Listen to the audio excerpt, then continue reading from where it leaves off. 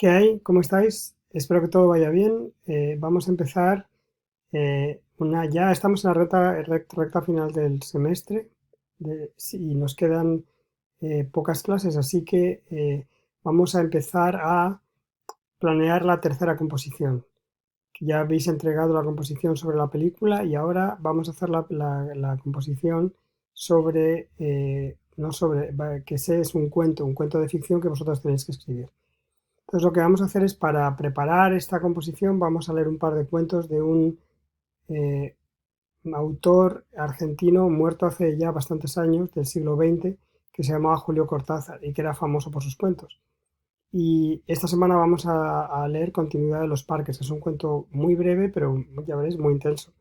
Y que nos va a servir un poco para ejemplificar algunas de las características del cuento y que podáis, a partir de esos ejemplos, empezar a pensar en qué queréis escribir. Hay varias cosas que mm, tenéis que hacer con respecto a esto. Hay en realidad una solamente cosa, que es leer el cuento y luego eh, mm, hacer una tarea con respecto a lo que habéis leído. Y la tarea tiene 9 preguntas. Hay primero un encabezamiento, como un tema, y luego hay como una serie de preguntas sobre ese tema, y luego hay otro encabezamiento, otro tema, otro aspecto del cuento que quiero que miréis, al que quiero que prestéis atención, con más información, con más preguntas. Entonces, en total son 9. El primer aspecto que quiero que miréis es el aspecto de el aspecto el aspecto de el final. Edgar Allan Poe decía que un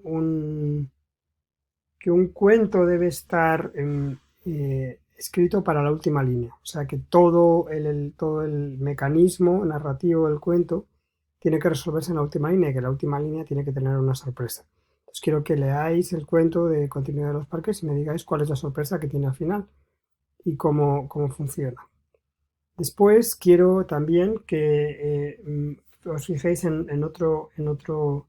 eh, mm, mm, en otro aspecto importante, que es el de eh, ¿cómo se dice? La complicidad con el lector. O sea que normalmente el cuento muchas veces no te dice, no te da la información directamente, sino que te da indicios para que tú puedas de alguna manera comprender lo que está ocurriendo y seguir la acción, pero esto indica que tú tienes que participar de alguna manera con las ideas o con los juegos mentales que hace el autor para poderlo entender. Por ejemplo, bueno, todos en nuestra vida, casi todo lo que sabemos no lo sabemos directamente, lo sabemos por indicios. Suponemos que un profesor llega un día a clase y no anda bien, no anda claramente, no puede hablar entonces, bueno, vosotros no sabéis que está borracho, pero los indicios de cómo habla y de cómo se mueve os muestran que está borracho. Bueno, pues eso es lo que hace el cuento, básicamente, ¿no? O sea, os da detalles para que vosotros mm, deduzcáis qué es lo que está ocurriendo detrás de eso. Entonces, es una cosa que quiero que tengáis en cuenta cuando escribáis vuestro cuento. Y en el Continuidad de los Parques quiero que me digáis qué indicios hay y qué importancia tiene, ¿no? La tercera cosa a la que quiero que os fijéis es en la economía, ¿no? Eh, y la economía es muy importante porque un cuento es una narración breve, entonces no podemos perder mucho tiempo y tenemos que tener una estructura clara, tenemos que saber exactamente cuánto tiempo, cuánto espacio, cuántas palabras tenemos que pasar con cada elemento. Entonces, quiero que os fijéis en la economía del cuerpo, del cuento Continuidad de los Parques, por ejemplo, cuánto describe de los personajes. Sabemos mucho de los personajes, sabemos poco. ¿Qué es lo que describe? ¿Qué es lo que nos interesa saber? ¿Qué es lo que deja fuera? La idea de economía, o sea, que son de reducir los elementos al máximo para contar solamente lo necesario para que el cuento funcione. Y el cuarto detalle al que quiero que prestes atención es el de la verosimilitud, los detalles. Verosimilitud, algo verosímil es algo que nos creemos, que parece realidad. Por ejemplo, si os digo ahora mismo, estoy en China en un yo qué sé, en un centro comercial en China. Bueno, pues obviamente si me estáis viendo ahí una persiana, una pared, posiblemente no es verdad. Posiblemente estoy en mi casa porque estamos en cuarentena, etcétera, etcétera. Eso no es verosímil. Pero si, por ejemplo, os digo, oh, mi mamá ayer se puso enferma. Bueno, mi mamá murió hace muchos años, pero vosotros no lo sabéis y como está el coronavirus ahora, pues es verosímil pensar que a lo mejor mi mamá todavía vive y que está enferma porque sería una mujer mayor. Eso es la verosimilitud, ¿no? Entonces, la verosimilitud funciona gracias a dar detalles muy específicos. Por ejemplo, si yo os digo, ayer, ayer me fumé 25 cigarrillos, paquete y medio, estoy muy fastidiado porque además cuestan, cada paquete cuesta 9,95 y es carísimo y además estoy muy preocupado por mi salud, yo no fumo. Pero os he dado una serie de detalles, el precio, el número de cigarrillos exacto, para que esto parezca verdad. Entonces, eso es la verosimilitud, dar detalles coherentes y que puedan ser verdad, ¿no? Pues bueno, quiero que también os fijéis en la verosimilitud del cuento, a ver cómo el autor consigue la verosimilitud, porque ya veréis que el Continuidad de los Parques es un cuento fantástico, o sea, que cuenta algo que es completamente fuera de la mm, realidad habitual en que vivimos. Entonces la primera tarea que tenéis para, para esta semana, que es el hacer lo de continuidad de los parques. La segunda tarea tiene que ver con un nuevo tiempo verbal, que es el presente o pretérito perfecto. Normalmente se llama presente perfecto, pero el vídeo que os pongo se llama pretérito perfecto, podéis llamarlo de cualquiera de las maneras. Lo importante es saber de las dos maneras, no lo llaméis imperfecto porque no es un imperfecto, es un presente perfecto o pretérito perfecto. ¿En qué consiste el pretérito perfecto? Es un nuevo tipo de verbo porque tiene dos palabras para formar el verbo. Estas dos palabras juntas se llaman una perífrasis verbal. O sea, una perífrasis verbal es un verbo que tiene un significado, pero que el significado se expresa con dos palabras. La primera palabra es lo que se llama el verbo auxiliar. En inglés, os voy a dar el ejemplo en inglés y luego en español. I have eaten, por ejemplo. En español yo he comido. Entonces ahí tenemos dos palabras, I have y eaten, o yo he y he comido. Have en inglés significa dos cosas diferentes en español. Uno es tener, por ejemplo, I have money. Pero aquí lo estamos usando de manera completamente distinta, no como un verbo que tiene significado, sino como un verbo auxiliar, que no tiene significado, solamente se usa para decir qué tipo de verbo estamos usando, cuál es ese tiempo. En español ese verbo se llama pretérito, como os he dicho, perfecto, y el verbo auxiliar es el verbo haber. Yo he, tú has, él ha, nosotros hemos, vosotros sabéis, ellos han.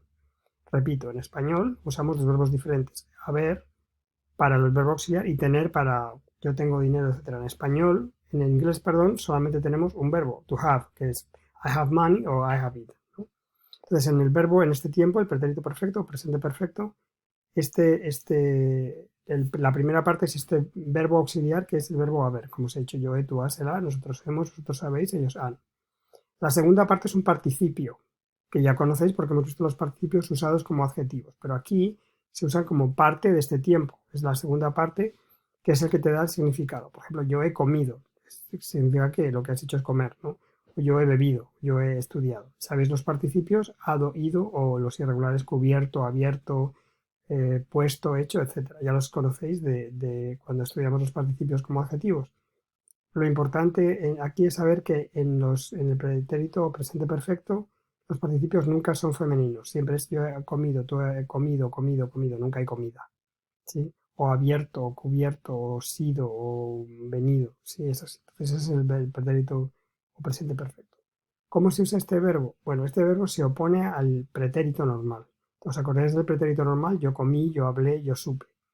Si yo digo yo comí, es diferente de si digo yo he comido. ¿Por qué?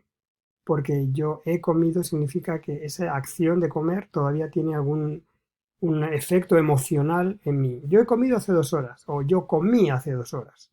Si digo yo comí, quiere decir que eso es terminado, ya no tiene importancia en mis emociones presentes. Si digo yo he comido, eso quiere decir que todavía siento que eso tiene una conexión con el presente.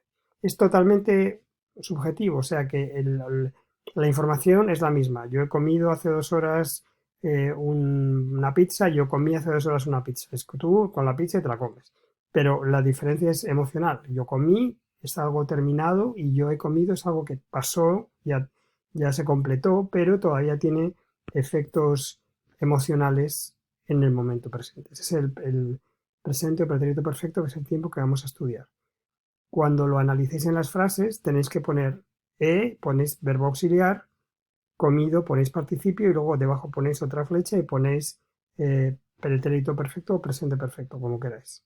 Ya vamos teniendo bastantes verbos en la lista, así que todos estos verbos van a estar en el examen final y quiero que lo pongáis el nombre de cada uno de ellos.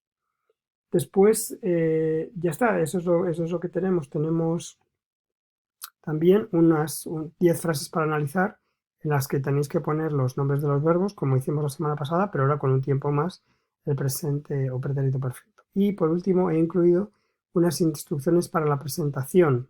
Sabéis que tenéis que hacer una presentación de aquí al final del semestre, al día 4 de mayo, 8 de mayo, perdón, 8 de mayo, el último viernes de que hubiéramos tenido clase presencial si hubiéramos podido. Y esta presentación tiene que ser de 15 minutos. Quiero que me la mandéis en un link, quiero que la grabéis en vuestra computadora, que la subáis a YouTube y que me mandéis el link de YouTube en un email, ¿sí? O si queréis puedo hacer un Dropbox, voy a hacerlo ahora, un Dropbox para Bueno, entonces quedamos en el Dropbox, voy a hacer el Dropbox para la presentación. Entonces es una presentación. El tema tiene que ser sobre música, no podéis hacer música y no podéis hacer comida. Podéis hacer todo lo demás que queráis. Y no quiero música ni quiero comida porque cuando la gente habla de comida tiene la boca llena y cuando habla de música ponen la música y no hablan ellos y yo quiero que habléis vosotros. Tiene que ser un tema que sea un hobby vuestro, una afición vuestra o un tema interesante de la cultura latina, en España o en cualquier país latino, México, Argentina, Nicaragua, Honduras, lo que queráis. Y pensar bien el tema, porque hay temas, eso, Nicaragua, eso es absurdo. Tenéis 15 minutos, no podéis contar el país de Nicaragua en 15 minutos, hacer una presentación interesante. Entonces, pensar en un tema que sea específico, que podáis desarrollar en 15 minutos. Podéis hacer un PowerPoint, ¿sí? Como estoy yo ahora, pero atrás tenéis un PowerPoint, eso lo podéis hacer sin ningún problema. Pero por favor, en el PowerPoint no quiero texto. Lo más que quiero fotografías y un título o una cita, pero no quiero algo que tengáis que leer. No quiero que leáis en la presentación, quiero que habléis. ¿Sí? Y quiero que la presentación esté bien estructurada. No quiero una cosa vaga o que no tenga una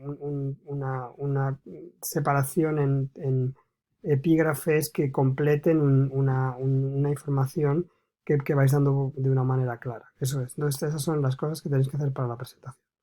He incluido una guía escrita de lo que quiero que hagáis en la presentación para que no haya confusiones.